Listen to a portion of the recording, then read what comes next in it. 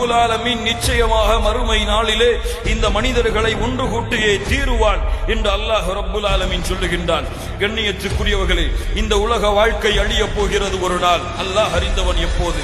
அந்த அல்லாஹுவை தவிர அந்த மறுமை நாள் எப்போது ஏற்படும் என்ற கல்வி வேறு யாருக்கும் அல்லாஹுவால் கொடுக்கப்படவில்லை இந்த உலகத்திலே.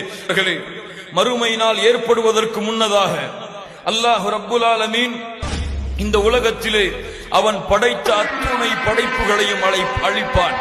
இந்த வானத்தின் அமைப்பை மாற்றுவான், இந்த பூமியின் அமைப்பை மாற்றுவான். வானம் பிளந்துவிடும். வானம் பிளந்துவிடும், வெடித்துவிடும். நட்சத்திரங்கள் அப்படியே உதிர்ந்துவிடும். இந்த பூமியை விட பல மடங்கு பெரிய நட்சத்திரங்கள் எல்லாம் இந்த பூமியின் மீது அப்படியே உதிர்ந்து விடும். அல்லாஹ் ரப்புல் ஆலமீன் சூரியனை இடம்பெயர்த்து விடுவான். சூரியன் அடித்து நொறுக்கப்படும்.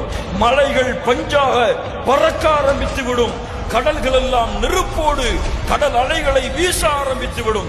அல்லாஹ் ரப்புல் ஆலமீன் சொல்லுகின்றான், ஃபைதா நுஃபிக ஃபிஸ்ஸூரி நஃப்கத வாஹிதா வஹமிலத்தில் அர்து வல் ஜிபாலு ஃபதுக்கதா தக்கத வாஹிதா.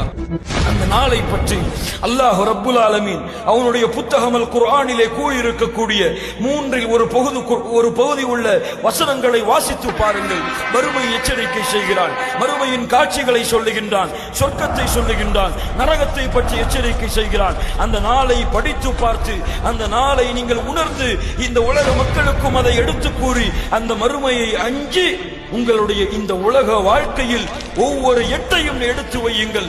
அல்லாஹ் ரப்புல் ஆலமீன் உங்களுக்கு பரக்கத் செய்வார். அல்லாஹ் ரப்புல் ஆலமீன் உங்களை பாதுகாப்பான். அல்லாஹ் ரப்புல் ஆலமீன் அந்த மறுமை நாளிலே உங்களுக்கு வெற்றி அளிப்பான்.